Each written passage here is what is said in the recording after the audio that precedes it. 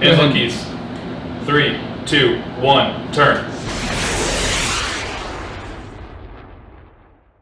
A pilot climbs into a cockpit the size of a minivan's front seat. Behind him, a shoebox microwave, a chemical toilet, and a canvas bunk. Ahead, 40 hours of continuous flight carrying more explosive power than all of World War II combined. 300 feet beneath the ocean, a crew of 155 lives in a metal tube with no sunlight, no phone calls, no confirmation that the world above still exists. They control more nuclear warheads than most nations possess. Deep underground in Montana, 2 officers sit in a concrete capsule suspended on shock absorbers. Between them, launch keys placed exactly 12 feet apart. The deadliest weapons in the U.S. military arsenal share a paradox.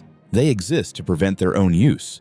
Their operators endure extreme conditions, maintaining systems they hope never activate. The United States maintains over 1,000 nuclear warheads deployed across submarines, silos, and bombers. None has been used in combat since 1945. This isn't a restraint, it's design. The concept is called assured retaliation. An adversary cannot eliminate America's nuclear capability with a first strike. The arsenal is structured so that destroying it completely is impossible. This impossibility prevents the attack from happening. The system behind this deterrence is the nuclear triad. 3 separate methods of delivering nuclear weapons: land-based missiles, submarine-launched missiles, and strategic bombers. Each exists in different environments, operates under different constraints, and compensates for the vulnerabilities of the others. To disable American nuclear capability, an enemy would need to simultaneously destroy 400 hardened missile silos dispersed across 3 states, locate and sink multiple submarines hidden somewhere in the world's oceans, and eliminate stealth bombers that could be airborne or dispersed to Allied bases. The scale of coordination required makes success functionally impossible. The Triad isn't 3 weapons. It's one integrated defense built on redundancy. Each component has a distinct role: responsiveness, survivability, flexibility. Together, they create a retaliatory guarantee so certain that it stops wars before they start. The land leg provides responsiveness. 400 Minuteman III intercontinental ballistic missiles sit in underground silos across Wyoming, Montana, and North Dakota. They remain on alert every second of every day. From presidential order to launch, the timeline is under 60 seconds. These missiles travel at Mach 23 and can strike targets 6,000 miles away in approximately 30 minutes. The silos are dispersed across thousands of square miles. Destroying them all would require hundreds of precisely coordinated strikes. The effort needed to eliminate this leg guarantees that some missiles will survive to launch. The sea leg provides survivability. Ohio-class ballistic missile submarines patrol the oceans in complete silence. Each carries 20 Trident II missiles with multiple warheads, approximately 80 to 100 nuclear weapons per submarine. When submerged, these submarines are considered undetectable. Finding one in the vastness of the ocean is nearly impossible. Even if the homeland is destroyed, retaliation is guaranteed. The air leg provides flexibility. B-2, Spirit stealth bombers can carry nuclear or conventional weapons. Unlike missiles, bombers can be recalled mid-flight. They can be forward deployed as a visible signal without firing a weapon. They represent the only part of the Triad usable in non-nuclear conflicts. Each leg compensates for the limits of the others. Missiles are fast but can't be recalled. Submarines are hidden but can't signal intentions. Bombers are visible but vulnerable. Together, they form a system with no single point of failure. A launch control center is a reinforced concrete capsule buried 60 feet underground. It measures roughly 40 feet long and 12 feet wide. The capsule is suspended on massive shock absorbers designed to keep it functional even if a nuclear warhead detonates nearby. Inside, 2 officers, a commander and a deputy, sit at consoles monitoring 10 Minuteman III missiles. They work 24-hour shifts called alerts. The cycle repeats continuously. Crews rotate, but the alert never stops. The officers are called missileers. They are Air Force officers with the 13N specialty code. Selection is rigorous. Training focuses not just on procedures, but on psychological resilience. They are trained to execute a mission they hope never comes. The 2-man rule governs every action. No single person can be alone with the launch system. To enter the capsule, 2 officers must authenticate each other. To unlock the equipment safe, 2 keys are required. To launch. Launch. Two independent decisions must align. The launch sequence begins with an emergency action message from the National Command Authority, the President. The message is encrypted. Both officers decode it independently and compare results. If valid, they retrieve a sealed authenticator from a locked safe. This requires both officers to turn their keys simultaneously. The authenticator contains codes to verify the message. If authentication succeeds, both officers prepare their launch keys. The keyholes are positioned 12 feet apart. This distance is intentional. One person cannot reach both simultaneously. Even if an officer wanted to launch alone, through coercion, breakdown, or error, it is physically impossible. When ordered, both officers turn their keys and hold them for 5 seconds. This sends the launch command to the missiles. Within 60 seconds, the Minuteman III breaks through its silo door and accelerates toward Mach 23. The alert cycle is defined by extremes, crushing responsibility alternating with profound boredom. The officers run diagnostics, study for advanced degrees, exercise on small equipment, and wait. Hours pass in silence. The tension never fully dissipates. Missileers are trained with full awareness of the likely outcome. In a full-scale nuclear exchange, the silos become primary targets. The underground capsules are hardened to survive nearby blasts, but prolonged survival is not expected. The officers know they are executing a retaliatory strike that guarantees their own destruction within 30 minutes. They endure this knowledge during every alert. They turn keys in drills, rehearsing the procedure that ends their lives. The psychological toll is managed through rotation, counseling, and the certainty that their presence prevents the scenario from ever occurring. 2 Spirit stealth bomber has an official range listed as intercontinental. With aerial refueling, that range becomes functionally unlimited. Missions regularly exceed 40 hours of continuous flight. The aircraft is not limited by fuel, it is limited by the crew. 2 people operate the B-2, a pilot and a mission commander. They sit in a cockpit roughly the size of a minivan's front seat. Behind the ejection seats is a small space containing a chemical toilet and a microwave the size of a shoebox. There is no galley. There is no spacious rest area. For missions longer than 12 hours, a canvas bunk or cot can be unfolded in the tight space behind the seats.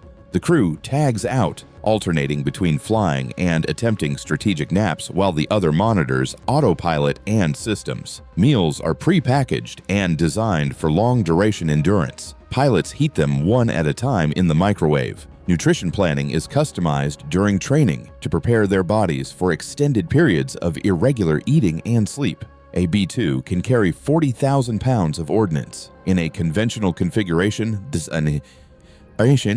includes 8,500-pound GPS-guided bombs. Each bomb can strike a separate target. A single aircraft can systematically dismantle an airfield, command network, or armored formation in one pass. In nuclear configuration, the B-2 carries up to 16 B-83 or B-61 nuclear bombs. The B-83 has a variable yield of up to 1.2 megatons, approximately 80 times the power of the bomb dropped on Hiroshima. One bomber holds more destructive capability than was expended by all sides in World War II. The true challenge is not navigation. Autopilot handles most of the transit. The challenge is psychological. Missions involve hours of monotony, interrupted by moments of extreme precision, aerial refueling in bad weather, updating target lists, and final weapon release.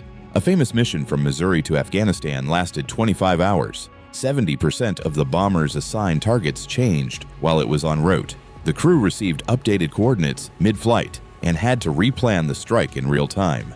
This adaptability, having human judgment in the loop, is the bomber's advantage over pre-programmed missiles. At hour 38 of a 40-hour mission, fatigue becomes the enemy. Pilots rely on trained discipline, carefully timed caffeine intake, and the knowledge that the mission cannot fail. Selection for B-2 duty includes sleep studies and psychological evaluations specifically designed to identify individuals capable of functioning under sustained exhaustion. The bomber is the only leg of the Triad that can be recalled. Once a missile launches, it cannot be stopped. A bomber can turn around. This makes it the most visible and deliberate signal of intent. Deploying bombers to forward bases sends a message without firing a weapon. Bringing them home de-escalates without loss of capability. A carrier strike group is a floating, sovereign piece of American territory. It consists of approximately 7,500 personnel spread across 7 to 9 ships, 1 nuclear-powered aircraft carrier, 2 Aegis cruisers, 2 to 3 destroyers, and 1 attack submarine. The carrier hosts 65 to 70 aircraft, F/A-18 Super Hornets, F-35C Lightning IIs, electronic warfare jets, airborne command aircraft, and helicopters. This represents more combat power than many nations' entire air forces. The entire formation moves 500 miles in a single day. It requires no permission from other nations. It does not need land bases or overflight rights. It brings overwhelming force to any coastline in the world. The carrier's nuclear reactor produces limitless power and fresh water. It never needs refueling during its 50-year service life. But the reactor cannot produce food, jet fuel, or ammunition. A carrier strike group consumes resources at staggering rates. The air wing burns thousands of gallons of jet fuel daily. 7,500 personnel eat 4 meals a day. Munitions expenditure during sustained operations depletes magazines within weeks. The ships that solve this problem are the Combat Logistics Force, specialized supply vessels that enable the strike group to remain at sea for months.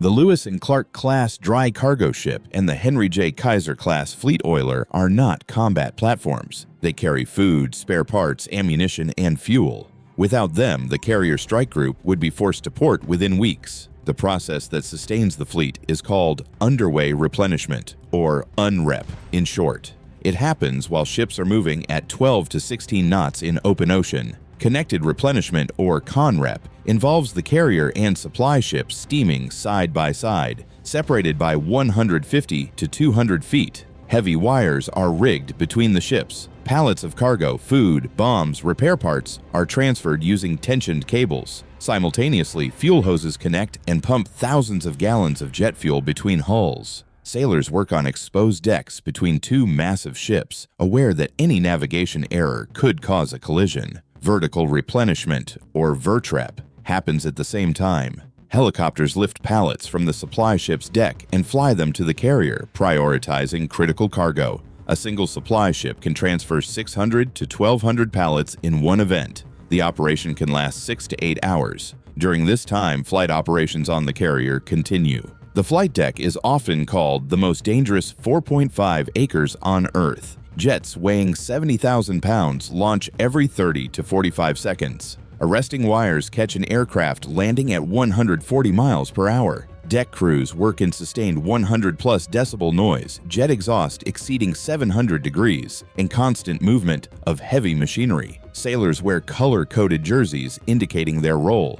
Purple handles fuel, red handles ordnance, yellow directs aircraft, green operates catapults and arresting gear. UNREP is the hidden choke point of carrier operations. The nuclear reactor produces power, the crew produces capability, but food, fuel, and ammunition must come from outside. This ballet of supply ships and precision seamanship is what allows the carrier strike group to project power indefinitely. The Standard Missile-6 is a tactical weapon, not a strategic one. It does not carry a nuclear warhead. Its deadliness comes from versatility. The SM-6 launches from vertical tubes on Aegis cruisers and destroyers. It can perform 3 distinct missions that traditionally required 3 separate missiles. It intercepts enemy aircraft and drones at ranges exceeding 200 nautical miles. It destroys incoming ballistic missiles as they re-enter the atmosphere at hypersonic speeds. It targets enemy ships traveling at Mach 3.5, approximately 2,600 miles per hour, striking before the target can react. A single destroyer carrying dozens of SM-6 missiles can defend against air attack, intercept ballistic missiles, and sink enemy warships, all from the same magazine. The missile's effectiveness depends on the Aegis combat system. This integrated network of radar, computers, and weapons provides what operators call the God's Eye view. The SPY-1 radar detects threats hundreds of miles away. Computers track dozens of contacts simultaneously, but the final decision belongs to a human. The Aegis Fire Controlman operates from the Combat Information Center, a darkened room filled with screens. When a supersonic cruise missile appears on radar, the Fire Controlman has seconds to detect, track, classify, and recommend engagement. The SM-6 leaves the launch tube at supersonic speed. The intercept happens over the horizon, beyond visual range. The target is destroyed before it knows it was engaged. This combination, versatile weapon, powerful radar, trained operator, represents modern naval lethality. The deadliness is not in the missile alone. It is in the system that wields it, and the human judgment guiding the shot. The most powerful weapons in the U.S. military are not defined by their firepower alone. They are systems built on redundancy, logistics, and human endurance. Pilots spend 40 hours in cockpits the size of closets. Submarine crews vanish beneath the ocean for 3 months with no contact. Missileers sit underground, rehearsing the end of the world. Sailors execute precision maneuvers to transfer fuel between ships moving at 16 knots. Fire control men make split-second decisions in darkened rooms. These weapons exist to prevent their own use. The nuclear triad guarantees retaliation so certain that an attack becomes impossible. Carrier strike groups bring power to any coast without asking permission. Versatile missiles defend and strike from the same platform. The true weapon is not the bomber, submarine, or missile. It is the system that integrates them and the people trained to operate under conditions that most cannot imagine. Deterrence works because potential adversaries know these systems function. These crews endure, and retaliation is assured. The deadliest weapons never fire. Their power is in the certainty that they could.